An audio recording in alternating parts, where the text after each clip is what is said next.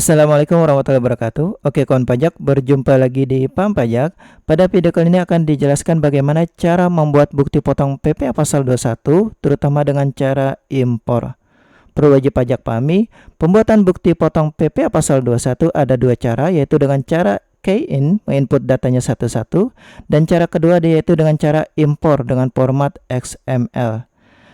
Adapun penginputan ini sifatnya opsional, wajib pajak bisa memilih dengan cara key-in ataupun bisa memilih dengan cara impor. Pilihannya terletak pada wajib pajak, dan cara impor ini digunakan dalam hal data bukti potongnya banyak, dan ini memudahkan wajib pajak untuk menginput data bukti potong dalam jumlah banyak sekaligus sehingga mempercepat pengerjaan penginputan bukti potong dalam satu waktu.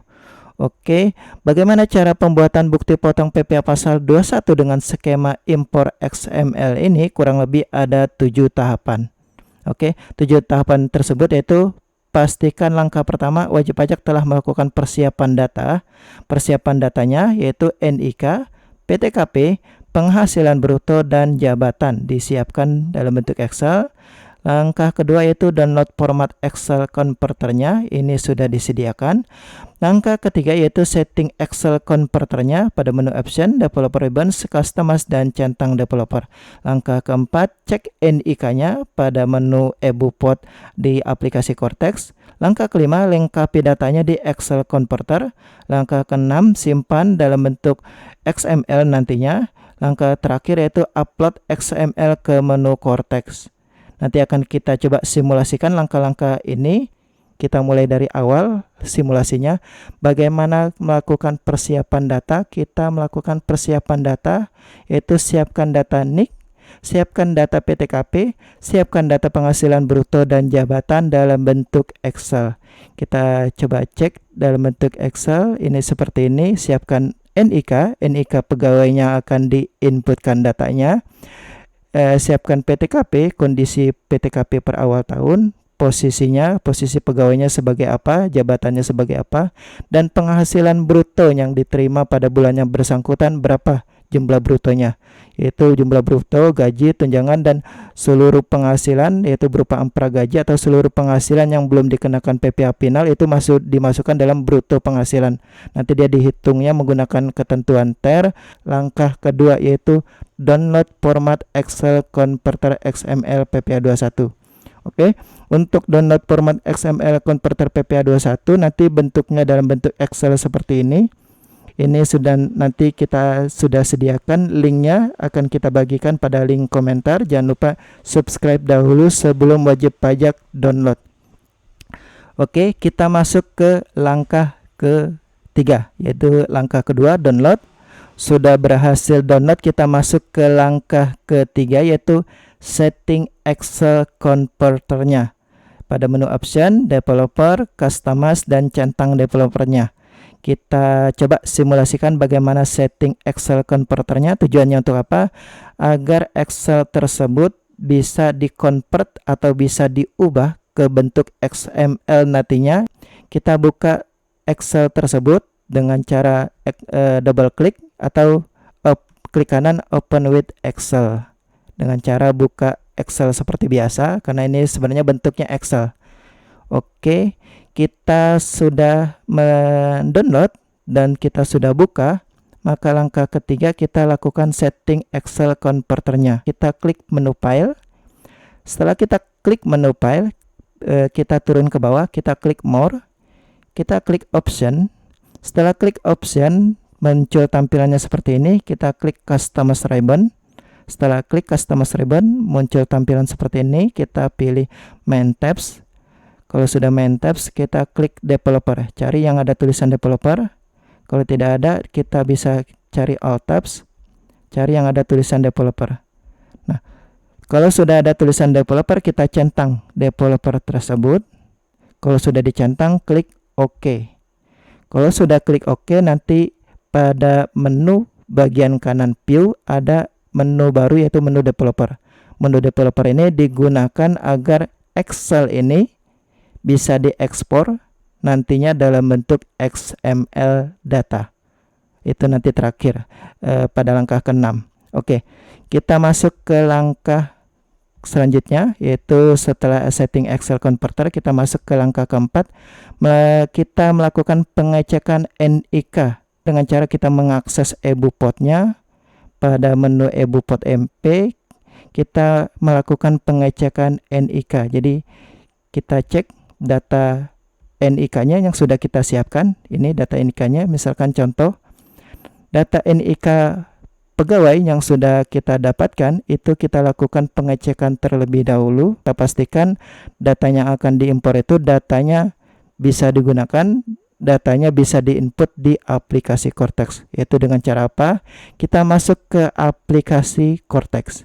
Oke, selanjutnya kita masuk ke aplikasi Cortex. Kita login menggunakan akun PIC, masukkan NIK PIC, kata sandi, CAPTCHA, dan klik login. Pastikan wajib pajak sebelumnya sudah pernah mengajukan permintaan kode otorisasi pada menu portal permintaan kode otorisasi. Dalam hal wajib pajak sudah pernah mengajukan permintaan kode otorisasi, kita lanjut ubah role access-nya. Adapun dalam hal permintaan kode otorisasinya passphrase-nya lupa atau kode otorisasinya error atau tidak kebaca, wajib pajak bisa mengajukan ulang kembali permintaan kode otorisasi. Oke, kita anggap kode otorisasinya sudah ada. Kita lanjut ubah role access-nya pada sebelah kanan atas. Setelah diubah role access-nya, oke, sudah ada tulisan impersonating. Kita klik EBUPOT, klik bukti pemotongan bulanan pegawai tetap. Setelah muncul tampilan ini, kita klik create EBUPOT MP. Selanjutnya, untuk melakukan pengecekan NIK, untuk periodenya kita sembarang saja. Untuk pegawai asing pilih tidak. Untuk melakukan pengecekan NIK, masukkan NIK orang pribadinya pada bagian NPWP. Kita masukkan NIK-nya. Lalu kita klik tab atau kita klik enter. Dalam hal nama dan alamatnya muncul, maka NIK yang bersangkutan valid dan bisa digunakan untuk skema impor. Kita masukkan lagi NIK yang lain. Dan kita klik lagi enter atau tab. Kita lakukan terus berulang-ulang sampai semua NIK pegawai yang akan diinputkan untuk skema impor itu tercek semuanya. Dalam hal terdapat NIK yang tidak valid atau tidak ditemukan nama dan alamatnya, silakan keluarkan NIK tersebut dalam daftar skema impor. Atas NIK tersebut yang tidak valid, silakan melakukan pengecekan ke KPP untuk dilakukan registrasi atau aktivasi akun. Oke, langkah selanjutnya ke langkah kelima, yaitu lengkapi data di Excel Converter. Kita buka Excel Converternya. Jadi Excel Converter yang sudah kita download, kita buka dengan cara double klik seperti biasa, seperti Excel biasa. Setelah kita berhasil buka Excelnya, tampilannya seperti ini. Langkah pertama, pastikan baris datanya disesuaikan dengan jumlah pegawai. Kebetulan baris datanya ada 3. Berarti tambahkan 7 baris data untuk bisa menginput 10 data pegawai yang akan diimporkan datanya. Jadi kita tambahkan, kebetulan kita punya yang disimulasikan ada 10 data pegawai. Kita asumsikan ada 10 data pegawai. Berarti kita siapkan 10 baris. Ini kebetulan hanya baru 3 baris. Kita tambahkan 7 baris kembali dengan cara di bagian paling kiri kita blok sekira kurang lebih 7 baris. Lalu kita klik kanan insert. Sudah dipastikan ada 10 baris. Dalam hal ada kelebihan bisa dihapus. Masih sama pada bagian sebelah kiri di blok. Berapa jumlah baris yang akan dihapus, kita blok jumlah barisnya misalkan 2. Lalu klik kanan delete. Sudah disesuaikan jumlah barisnya ada 10 sesuai dengan jumlah pegawai. Jangan lupa pastikan formatnya atau rumusnya itu di copy paste dulu. Di copy paste. Jadi ini yang formatnya sudah default. Jadi setelah menambahkan barisnya sesuai dengan data pegawai, kita copy pastekan dari kolom B sampai dengan kolom Q. Kita copy dan kita pastekan seluruhnya sehingga rumusnya semua terdefault ada rumusnya. Jadi kita tinggal menyesuaikan atau mengubah datanya yang kolom warna hijau.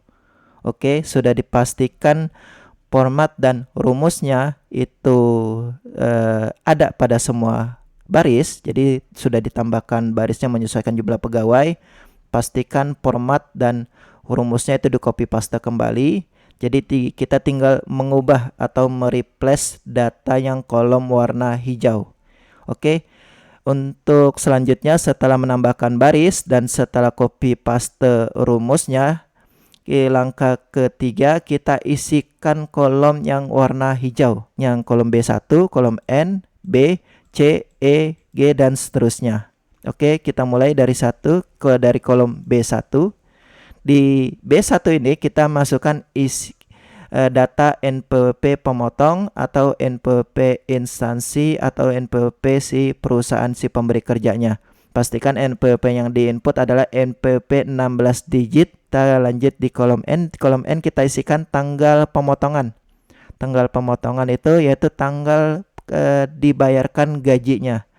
Kapan dibayar gajinya? Misalkan dibayar gajinya di awal bulan tanggal 1 Januari atau tanggal 10 Januari dibayarkan. Kita contohkan misalkan tanggal 1 Januari. Kita ubah datanya. Pastikan formatnya dalam bentuk date dan formatnya seperti ini. DD garing MM garing YYY. Jadi kolom N kita lanjut lengkap balik ke awal ke kolom B ini. Kolom B ini kita isikan masa pajak dan tahun pajak harus sesuai dengan tanggal pemotongan. Jadi kalau kita isikan untuk masa pajak Januari, jadi yang dibayarkan Januari 2025, berarti masa pajaknya Januari 2025. Kalau dia dibayarkan Februari 2025, tanggal pemotongannya Februari 2025, maka masa pajaknya Februari 2025 juga. Ini kebetulan Januari, maka masa pajaknya bulan 1 tahun 2025. Oke, kolom B, kolom C sudah. Kita masuk ke kolom E. Kita masukkan NIK pegawai. NIK pegawai yang tadi kita sudah validasi. Dalam hal NIK-nya sudah divalidasi, ini tinggal kita copy paste saja. Jadi ini formatnya bisa general, bisa teks, tinggal copy paste aja. Yang pastikan ini yang diinput di sini adalah NIK yang valid dan NIK-nya 16 digit. Oke, sudah diisi. Kita masukkan PTKP-nya. PTKP-nya berapa? PTKP masing-masing pegawai. Kita ambil dari data rekap yang sudah kita kumpulkan, kita copy paste. Kita copy dan kita pastekan ke Excel converternya. Oke, kita lanjut ke kolom H. Kolom H kita isikan posisi atau jabatannya. Kita copy lagi dari data yang sudah kita kumpulkan, posisinya apa, lalu kita pastekan. Oke, untuk kolom I ini defaultnya NA semua, soalnya kalau untuk DTP dia khusus untuk yang IKN. Oke, untuk yang dia kategori pegawai tetap semuanya kodenya 21101. Jadi yang baik kolom I maupun kolom J ini tidak perlu diubah. Jadi yang warna putih tidak perlu diubah. Kita lanjut lagi ke kolom K, yaitu jumlah penghasilan brutonya. Jumlah penghasilan bruto berarti gaji, tunjangan, dan seluruh penghasilan yang diterima oleh pegawai yang bersangkutan, kecuali penghasilan yang telah dikenakan PPh final. Ini penghasilan yang telah dikenakan PPh final itu biasanya untuk PNS yang atas penghasilan yang tidak rutin dipotong sesuai golongan itu masuk kategori final. Kalau dia masuk kategori final maka tidak diakumulasikan dalam penghasilan bruto tersebut. Oke, kita anggap datanya sudah diakumulasi. Jadi pada bulan yang bersangkutan terima bruto penghasilannya berapa. Ini sudah kita dapat datanya, tinggal kita copy paste saja. Oke, kalau sudah kita copy paste, kolom tarif ini sudah otomatis. Jadi wajib pajak hanya sekedar memastikan mengisi penghasilan kotor dan PTKP, maka kolom tarif akan menyesuaikan dengan tarif ketentuan TER yang terbaru. Jadi kolom yang warna putih ini sudah otomatis, ID TKU juga sudah otomatis, Dalam hal wajib pajak tidak memiliki cabang, maka ID TKU belakangnya 6 digit di belakangnya itu 0 semua.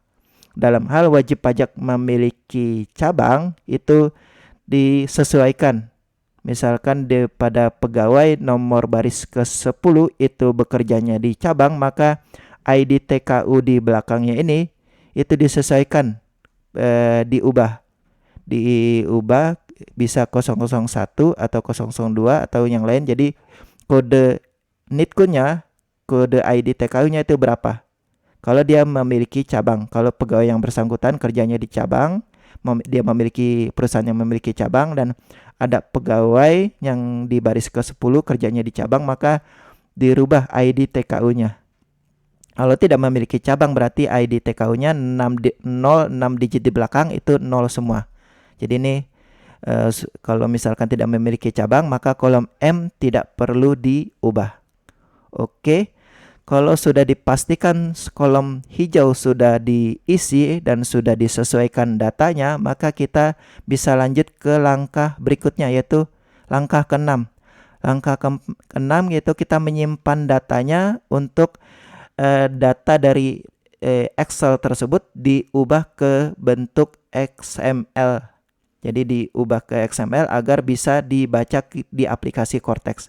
Bagaimana cara menyimpannya agar bisa mengubah bentuknya dalam bentuk XML, menyimpan datanya, kita tadi pastikan sudah di setting Excel-nya, muncul menu developer. Untuk mengubah ke XML, kita klik developer, kita klik export. Untuk penamaannya bebas.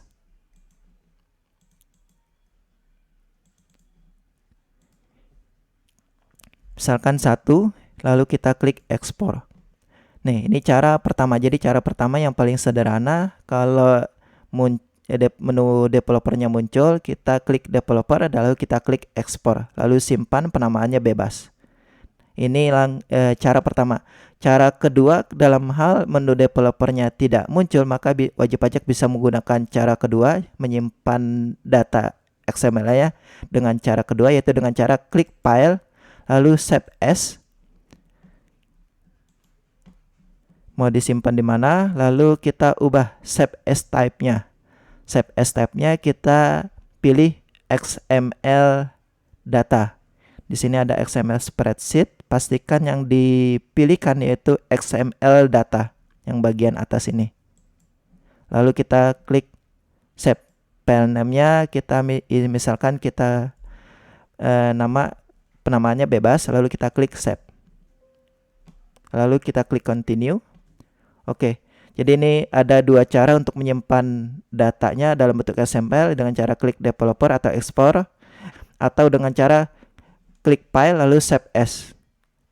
Disarankan dengan cara developer. Oke. Langkah kelima sudah selesai, yaitu sudah menyimpan datanya dalam bentuk XML. Kita lanjut ke langkah terakhir, yaitu bagaimana mengupload XML-nya ke menu Cortex, ke aplikasi Cortex.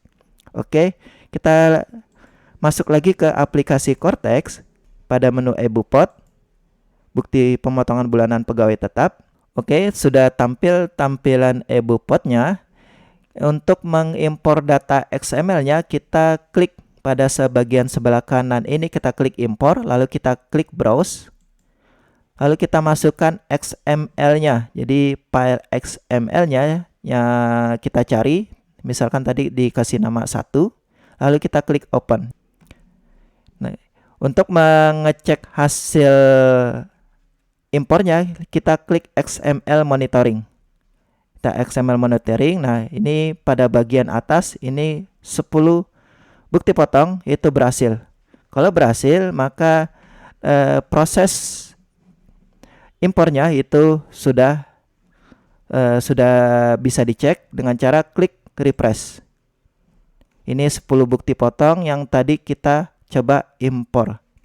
Kalau ada satu data yang gagal atau satu data yang tidak valid, maka seluruhnya tidak bisa diimpor. Jadi dia bisa datanya ke impor kalau seluruh datanya valid. Kalau salah satu datanya tidak valid, maka seluruh data tersebut tidak masuk ke eBupot. Jadi itu yang perlu diperhatikan. Jadi pastikan seluruh datanya itu valid, baru datanya masuk ke EBUPOD. Nah, ini contoh yang sebelumnya sudah pernah diimpor itu gagal. Untuk mengecek keterangannya gagal, kita pada bagian sebelah paling kanan ini ada menu lihat. Silakan kita klik lihat. Kita cek. Ini tergantung keterangannya. Berarti ada elemen yang tidak diisi. Silakan dicek kembali. Bisa jadi ada data yang tidak valid. Biasanya errornya itu NIK-nya tidak valid atau bukti NPWP pemotongnya tidak sesuai dengan ini. Jadi kalau untuk mengecek validasinya itu NPWP ini pastikan sama dengan NPWP impersonating di sini. Itu proses validasi yang pertama. Proses validasi yang kedua itu tanggal pemotongan ini itu pastikan sama dengan masa dan tahun pajak di kolom B dan kolom C. Itu validasi yang kedua. Validasi yang ketiga yaitu NIK-nya. NIK yang diinputkan itu NIK-nya valid. Jadi kurang lebih cuman ada beberapa yang dilakukan pengecekan. Sepanjang data-datanya diinputkan valid, maka seharusnya skema impornya tidak ada masalah. Oke, ini sudah berhasil. Kalau sudah berhasil, maka proses skema impor ini sudah selesai. Oke, dalam hal wajib pajak sudah di-refresh datanya, jadi sudah berhasil, keterangannya sudah berhasil. Silakan di-refresh. Kalau sudah di-refresh, wajib pajak bisa langkah terakhir itu dicentang seluruhnya lalu klik terbitkan. Kalau sudah klik terbitkan, nanti akan ada diminta kode otorisasi. Setelah diminta kode otorisasi, maka bukti potongnya akan berpindah ke telah terbit. Kalau dia sudah berpindah ke telah terbit, maka pembuatan bukti potongnya sudah selesai. Oke, demikian. Semoga video ini bermanfaat. Jangan lupa subscribe. Assalamualaikum warahmatullahi wabarakatuh.